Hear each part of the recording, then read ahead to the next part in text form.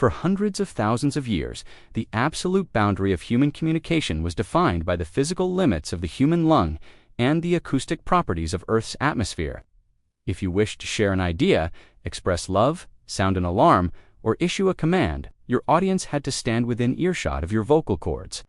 A person shouting at the top of their lungs produces sound waves with a pressure level of roughly 80 decibels at 1 meter. But as those acoustic compressions and rarefactions travel outward through air, they obey the unforgiving inverse square law. Viscous friction, thermal conduction, and atmospheric scattering rapidly dissipate the mechanical energy of the voice, rendering even the most desperate human scream completely inaudible beyond a few hundred yards. To overcome this tyrannical limitation of distance, ancient civilizations developed clever workarounds. Across mountains and deserts, empires relied on optical and mechanical signaling systems. In ancient Persia, during the 6th century BC, King Cyrus the Great established vast chains of shouting towers, stationing individuals with booming voices atop hills to relay spoken messages across the empire like human acoustic amplifiers. Other cultures used rhythmic smoke signals, flashing mirrors, signal fires, and booming war drums. In the 4th century BC, the Greek military strategist Aeneas Tacticus invented the hydraulic telegraph, a synchronized water clock system that allowed distant garrisons to send predetermined military alerts across visual horizons. Yet, despite their ingenuity, all visual and percussive signaling systems suffered from 2 fatal flaws. First, they were hostage to line of sight and atmospheric conditions. A dense fog, a sudden torrential downpour, or a pitch-black night could instantly sever the line of communication. Second, and most importantly, they could never transmit the actual human voice. They transmitted prearranged codes, symbolic alerts, or slow, laborious text, stripping communication of tone, emotional nuance, vocal timbre, and immediate conversational spontaneity. For millennia, the dream of speaking directly into the ear of someone miles away remained locked in the realm of pure fantasy. Humanity's first physical attempts to channel voice across distance without electrical power utilized the principle of mechanical acoustic conduction. As early as the 17th century AD, natural philosophers discovered that sound waves travel far more efficiently through dense solids and liquids than through diffuse air. In 1667 AD, the polymath Robert Hooke demonstrated that by connecting to small cups or diaphragms with an ultratone string or metal wire, sound vibrations from a speaker's mouth would physically deform the first membrane, travel along the tensioned wire as longitudinal mechanical compression waves, and cause the distant diaphragm to vibrate the air in front of a listener's ear. This simple acoustic string telephone proved that speech could be captured as a physical mechanical vibration and guided along a conductor. However, mechanical string telephones were fundamentally restricted by physical friction and mechanical damping. If the string touched a tree branch, curved sharply around a corner, or stretched beyond a few hundred feet, the mechanical vibrational energy was rapidly absorbed by the medium, extinguishing the faint acoustic signal.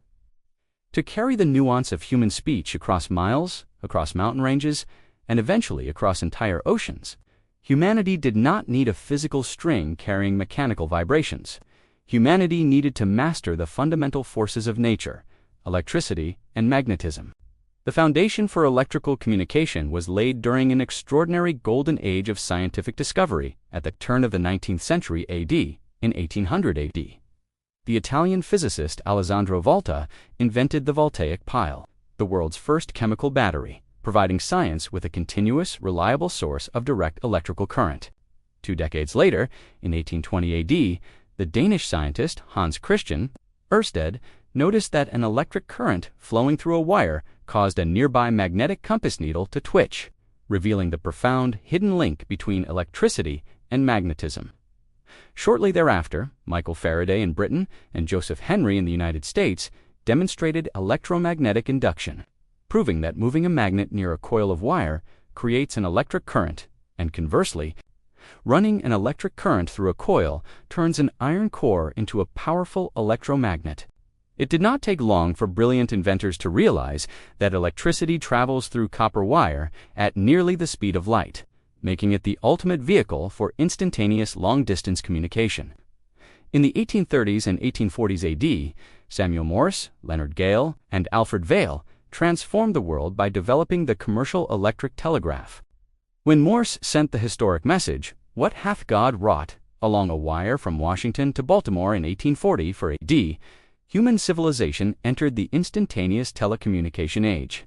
For the first time in human history, information could travel faster than a galloping horse or a steam locomotive. Yet, the electric telegraph was fundamentally a digital machine operating on discrete binary pulses of electricity. A telegraph key was simply an on-off switch. When an operator pressed the key, the circuit closed and a surge of current energized an electromagnet miles away, producing a mechanical click or inking a mark on paper. The messages were encoded in Morse code, a system of short and long pulses representing dots and dashes. While the telegraph revolutionized military strategy, global commerce, and railway scheduling, it was not an accessible tool for ordinary people. It required specialized, highly trained telegraph operators to manually encode and decode every single word, creating an expensive institutional bottleneck. More profoundly, Morse's binary telegraph could not convey the richness of the human spirit. It could send the news of a birth or a stock price, but it could not transmit the gentle comfort of a mother's voice, the hesitation in a lover's breath, or the urgent inflection of a spoken plea. Furthermore, as the 19th century AD progressed, the global demand for communication exploded, clogging telegraph lines.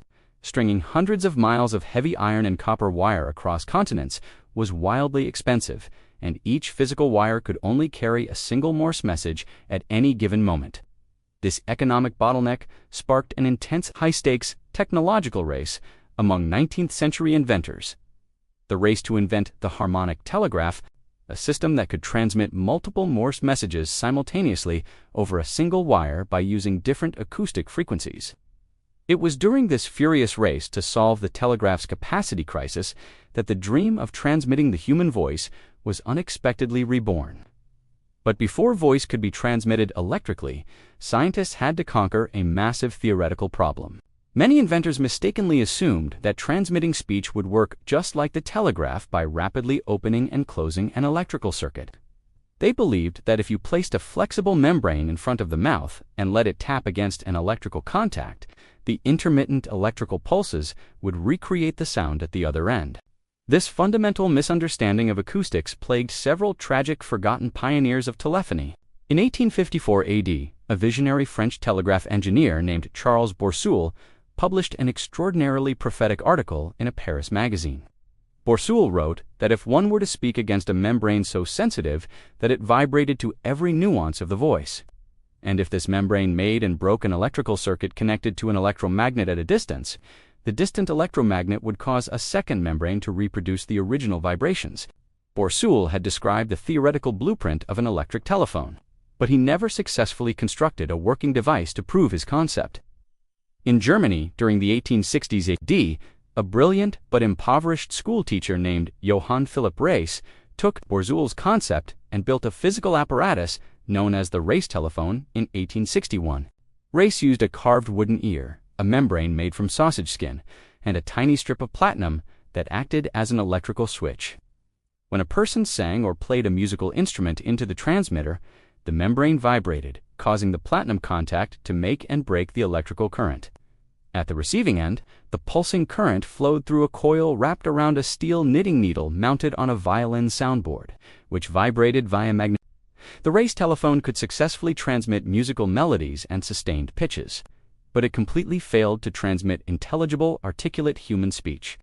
The Reis telephone failed because human speech is not an on-off binary code. Speech is an extraordinarily complex, continuous analog acoustic waveform.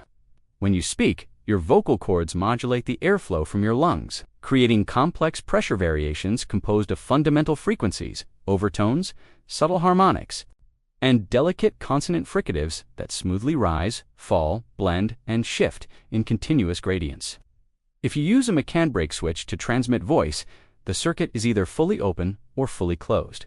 All the delicate continuous variations in amplitude and timbre between the peaks and valleys of the sound wave are instantly destroyed, leaving behind nothing but harsh, unintelligible clicks, static, and buzzing. Meanwhile, in the United States, Another tragic figure was independently closing in on the secret of electrical speech, an Italian immigrant in Staten Island, New York, named Antonio Meucci. In 1849 AD, while experimenting with electrotherapy in Havana, Cuba, Meucci accidentally heard the sound of a patient's voice buzzing through a copper wire connected between their rooms.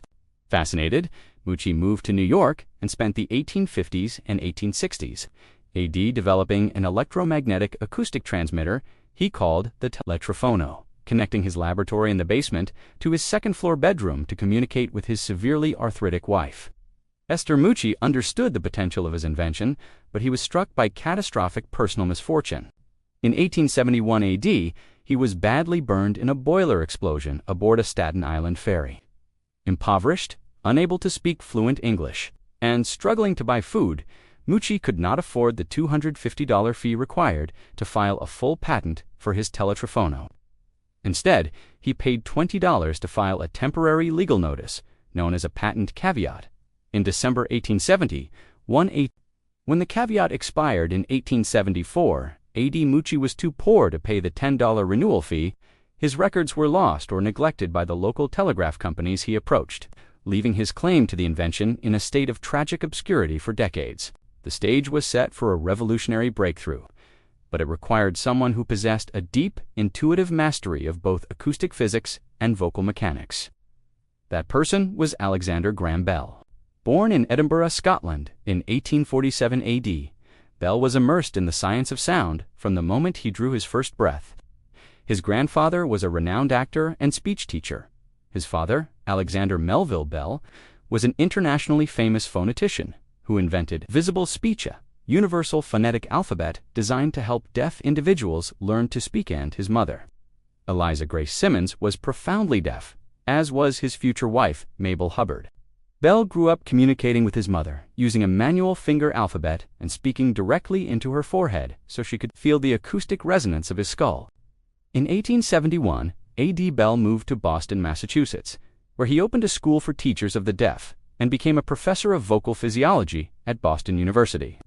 Bell spent his days dissecting the anatomical mechanisms of human speech, examining animal ears, and building mechanical models of vocal cords and lips. During this period, Bell studied the groundbreaking German acoustic treatises of Hermann von Helmholtz. Due to his limited knowledge of the German language, Bell mistakenly misread Helmholtz's diagrams, believing that Helmholtz had already succeeded in sending vowel sounds electrically over a wire. When Bell realized his error, he did not feel discouraged.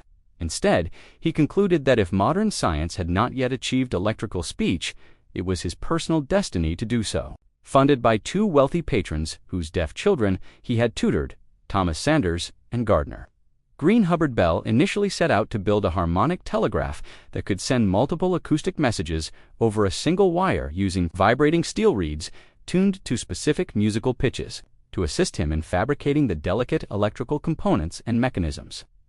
Bell hired an exceptionally gifted young electrical machinist named Thomas A. Watson.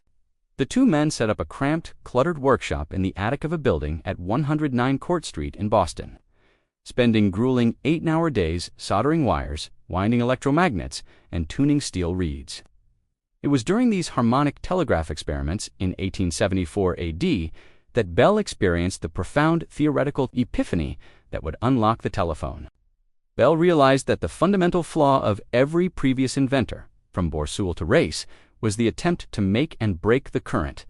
Bell understood that if speech was to be transmitted across an electric wire, the current must never be interrupted. Instead, the electricity had to mirror the physical sound wave perfectly in real time. The electrical current had to rise and fall, swell and diminish, accelerate and decelerate in exact mathematical synchrony with the continuous pressure variations of the voice.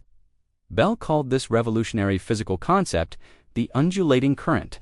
The historical breakthrough occurred on the hot, stifling afternoon of June 2, 1875 AD.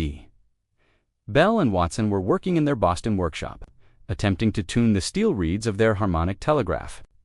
Watson was in one room adjusting a transmitter reed that had become stuck to the pole of its electromagnet, while Bell sat in another room with the receiver pressed tightly against his ear.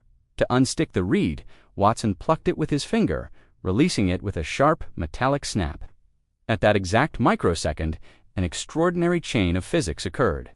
As the magnetized steel reed vibrated freely over the iron core of Watson's electromagnet without breaking the circuit, its movement physically distorted the surrounding magnetic field lines. This dynamic magnetic fluctuation induced a faint, continuous, undulating wave of alternating electrical current in the copper wire coil wrapped around the magnet. That undulating electrical current raced down the wire into the next room, entered Bell's receiving electromagnet, and generated a fluctuating magnetic force that pulled on Bell's matching steel reed in exact physical synchrony. Through his receiver, Bell did not hear an ambiguous, harsh click. He heard the distinct, rich, musical twang of Watson's plucked reed, complete with its harmonic overtones. Bell burst out of his room, shouting in wild excitement, "Watson, what did you do then? Don't change anything." Bell had proven in a single second that a continuous undulating current could capture the subtle mechanical vibration of matter, transmit it across an electrical wire, and reproduce the identical vibration at a distant receiver. The mechanical to acoustic bridge had finally been crossed. Over the following months, Bell and Watson worked feverishly to construct a dedicated speaking telephone, designing a transmitter that used a stretched parchment diaphragm attached to a small iron armature poised above an electromagnet. As a person spoke into the cone, the voice caused the membrane to vibrate, moving the iron armature, modulating the magnetic field, and inducing an undulating electrical current in the wire. However, these early electromagnetic induction transmitters suffered from a severe physical limitation. The tiny amount of acoustic energy in a human voice produced an extraordinarily weak induced electrical current, resulting in barely perceptible sounds at the receiver. To overcome this signal weakness, Bell realized he needed a different method to modulate an electrical current, a method that did not rely on the faint energy of the voice to generate current from scratch, but instead used an external battery to provide strong electrical power, using the voice merely to control the electrical resistance of the circuit. According to Ohm's law, electrical current equals voltage divided by resistance. If you maintain a steady voltage from a battery and use the mechanical vibrations of sound to continuously alter the electrical resistance of the path, the resulting current will undulate with immense power. This insight led to the creation of the liquid variable resistance transmitter. In this ingenious design, a parchment diaphragm was suspended horizontally over a small metallic cup filled with an electrically conductive fluid diluted sulfuric acid or acidified water. A tiny lightweight platinum needle was attached to the center of the diaphragm, dipping just beneath the surface of the acidic liquid. When a speaker spoke against the diaphragm, the sound waves pushed the needle deeper into the liquid or pulled it slightly out.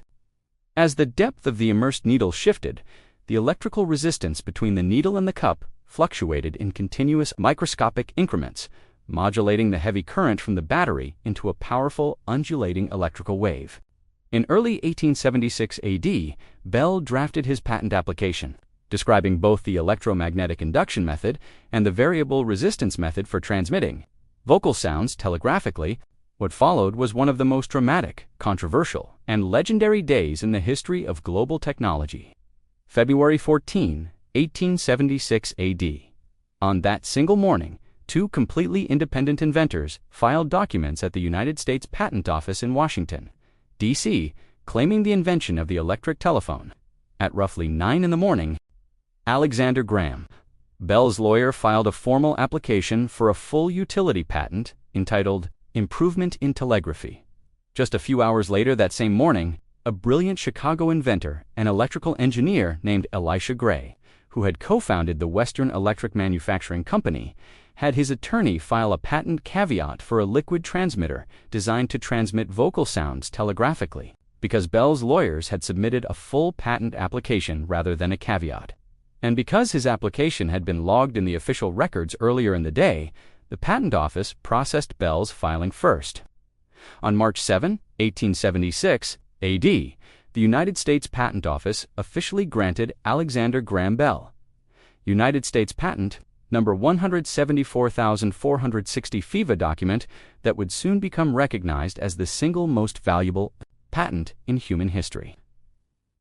3 days after his patent was officially issued, on the evening of March 10, 1876 AD, Bell and Watson assembled their latest liquid transmitter apparatus in their new Boston laboratory. Bell placed the transmitter in his bedroom, running copper wires through the hallway into Watson's workshop down the corridor. Bell adjusted the platinum needle in the cup of acidified water and spoke into the mouthpiece.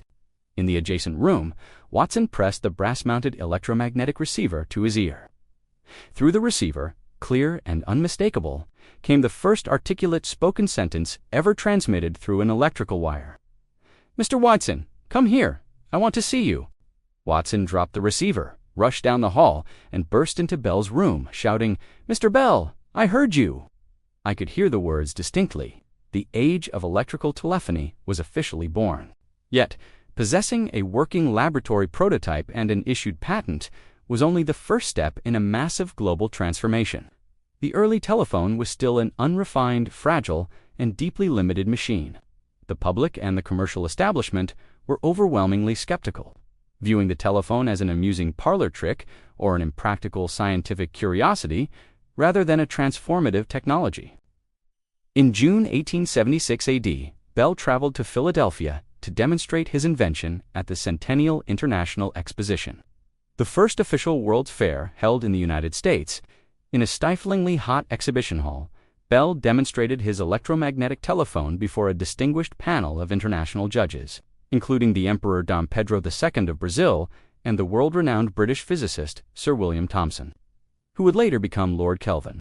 When Emperor Dom Pedro placed the receiver to his ear and heard Bell speaking from the other end of the hall, the monarch dropped the earpiece in sheer astonishment and famously exclaimed, "My God, it talks!" Lord Kelvin heralded Bell's telephone as the most wonderful thing he had seen in America, providing the young inventor with instant global scientific credibility. Despite this triumph, Bell and his financial backers faced a daunting engineering crisis. Bell's electromagnetic transmitter was still too weak to carry voice across long distances without severe distortion and fading. Recognizing that they needed industrial power to commercialize the system, Bell's financial backers offered to sell the entire telephone patent portfolio to the colossal telegraph monopoly, the Western Union Telegraph Company, for the sum of $100,000.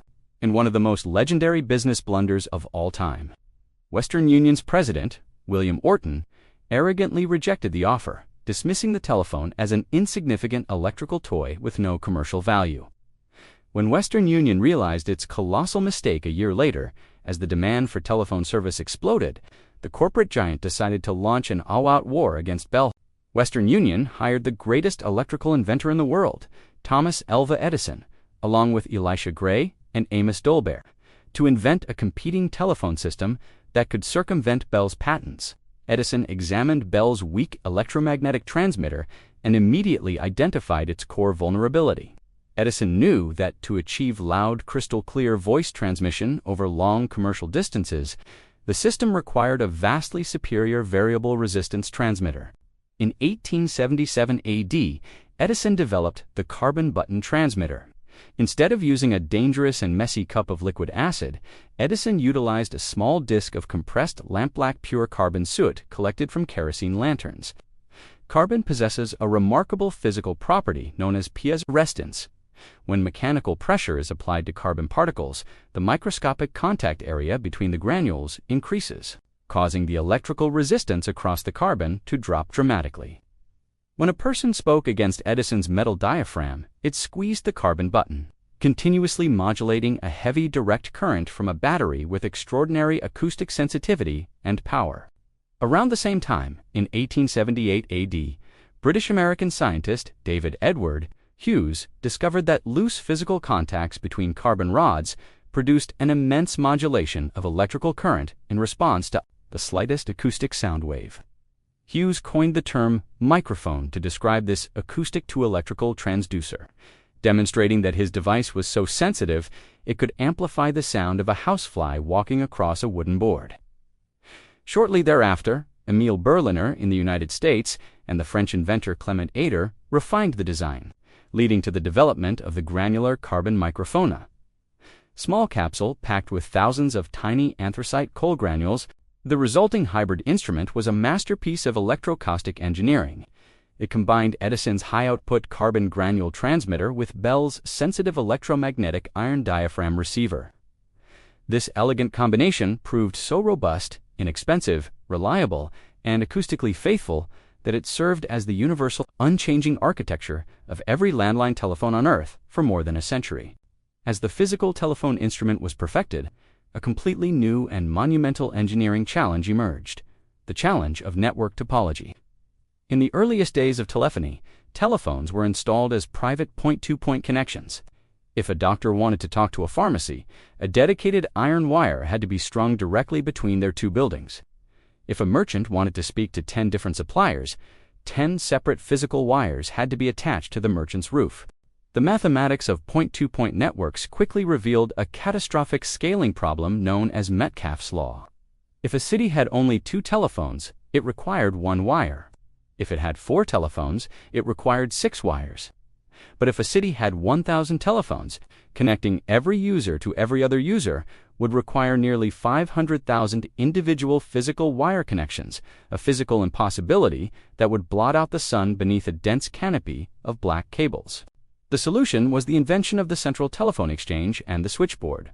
Instead of running dedicated wires between every individual household, every single telephone line in a town was run to a single central switching office. In January 1878 AD, the world's first commercial telephone exchange opened in New Haven, Connecticut, serving just 21 subscribers connected to a single switchboard built from carriage bolts, wire clips, and teacup handles.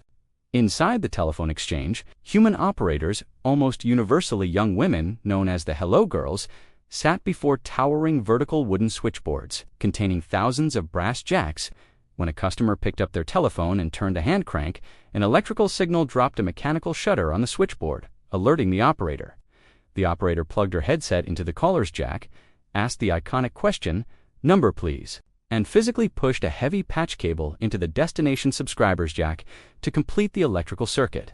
These pioneering switchboard operators became the living, breathing human neural network of the modern city, routing emergency calls, business transactions, and personal secrets with blazing speed and patience.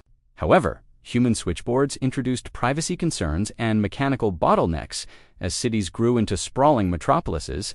In 1889 AD, an eccentric undertaker in Kansas City, Missouri, named Almon Brown Stroger, made a historic leap in telecommunications automation. Stroger noticed that he was mysteriously losing funeral business to a competitor. Upon investigation, he discovered that the local telephone switchboard operator happened to be the wife of his direct business rival, and she was systematically intercepting calls meant for Stroger and redirecting the grieving families to her husband's mortuary. Furious at this human interference, Stroger vowed to eliminate the human operator entirely, using a round collar box, a box of straight pins, and an electromechanical stepping mechanism. Stroger designed the world's first automatic electromechanical telephone switch. Stroger's invention, patented in 1891 AD, allowed a caller to control an automated switch at the central exchange directly from their home telephone. To operate the switch, the telephone was equipped with a rotating finger wheel, the rotary dial. When a user dialed a number, the rotary mechanism interrupted the electrical current a precise number of times, sending electrical pulses that advanced a mechanical arm vertically and horizontally across a matrix of electrical contacts until it locked onto the desired line. The Stroger switch laid the foundation for global direct dial automation, removing human ears from private conversations and enabling the telephone network to scale infinitely. Yet, even with automated switching and carbon microphones, telephone networks faced an insurmountable physical barrier. While telegraph signals could travel thousands of miles because Morse pulses could be detected by simple mechanical relays and retransmitted, delicate human voice signals could not be refreshed by simple relays, as an undulating voice current traveled down hundreds of miles of copper wire. 2 unforgiving physical effects destroyed the signal. Electrical resistance dissipated the power into heat, causing severe attenuation, and the natural electrical capacitance of the wire acted as an acoustic filter, smearing the delicate higher frequencies and rendering the voice into a garbled underwater mumble. The first major breakthrough against distance came at the turn of the 20th century AD. Through the brilliant mathematical insights of the English physicist Oliver Heaviside and the Serbian-American physicist Michael Pupin, In 1899 AD, Pupin calculated that by inserting specially designed inductive coils of wire, known as loading coils or Pupin coils, at mathematically precise intervals along a telephone line, the magnetic inductance of the coils would neutralize the destructive capacitance of the wire. Pupin coils dramatically reduced signal distortion. Doubling and tripling the distance, a telephone signal could travel without fading. The ultimate victory over long-distance voice transmission arrived in 1906 AD with the birth of modern electronics. An American inventor named Lee De Forest invented the Audion, the world's first vacuum tube triode amplifier, by placing a fine wire grid between a heated filament cathode and a positively charged plate. Anode inside an evacuated glass bulb, De Forest discovered that a tiny, faint voltage applied to the grid could control a massive flow of electrons, amplifying faint incoming electrical signals thousands of times over without distorting their acoustic waveform. When the American Telephone and Telegraph Company, known as AT&T, acquired the rights to the triode amplifier and deployed high-power vacuum tube repeater stations across the continent, long-distance telephony conquered the globe. On January 25, 1915, Alexander Graham Bell in New York City picked up a replica of his original 1876 transmitter and called his former assistant, Thomas Watson, who was sitting 3,400 miles away in San Francisco, California. Over the newly completed transcontinental telephone line, the aging Bell repeated his historic phrase, "Mr. Watson, come here. I want you." From the other side of the North American continent, Watson smiled and replied, "It would take me a week to get there now, Mr. Bell." Following the conquest of continents, engineers set their sights on the oceans. In 1956 AD, the first transatlantic telephone cable, TAT-1, was laid along the deep, jagged floor of the Atlantic Ocean between Newfoundland and Scotland, linking 36 simultaneous conversations across 3,000 miles of crushing deep-sea abyss using heavily armored vacuum tube repeaters designed to operate unattended beneath the ocean. For decades, in the mid-20th century AD, the telephone underwent a profound scientific transformation that would birth the modern digital age. At Bell Telephone Laboratories, the legendary research arm of the Bell Systems, scientists were not merely improving telephone wires, they were inventing the fundamental pillars of modern physics and computing. In 1947 AD, John Bardeen, Walter Broughton, and William Shockley invented the solid-state transistor at Bell Labs, replacing bulky, power-hungry vacuum tubes with microscopic semiconductors of germanium and silicon.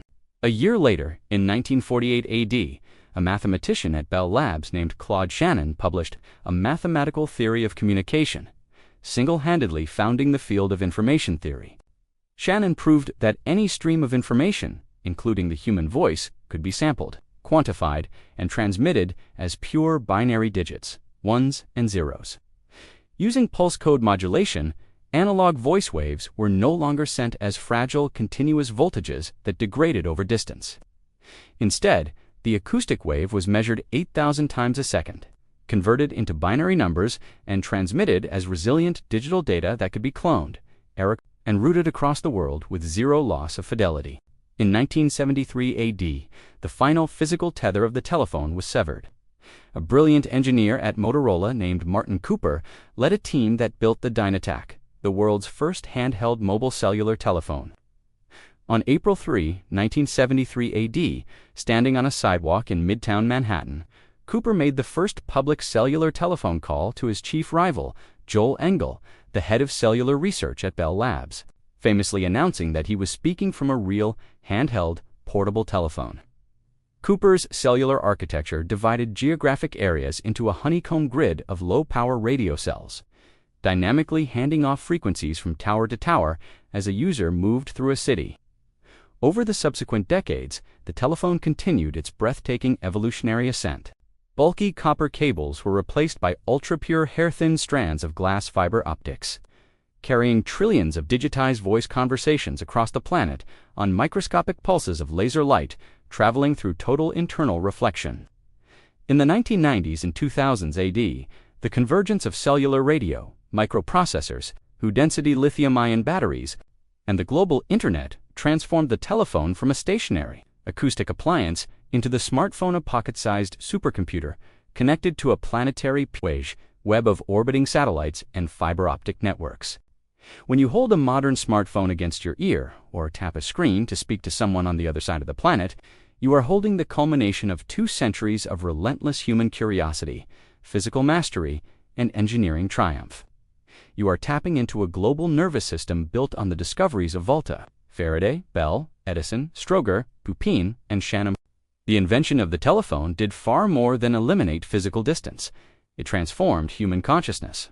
It transformed our world from an isolated archipelago of silent, distant communities into a single, vibrant, interconnected planetary organism. It proved that human ingenuity could take the invisible, delicate breath of a spoken word, transform it into lightning, and whisper it into the ear of another human being across the boundless curvature of the earth.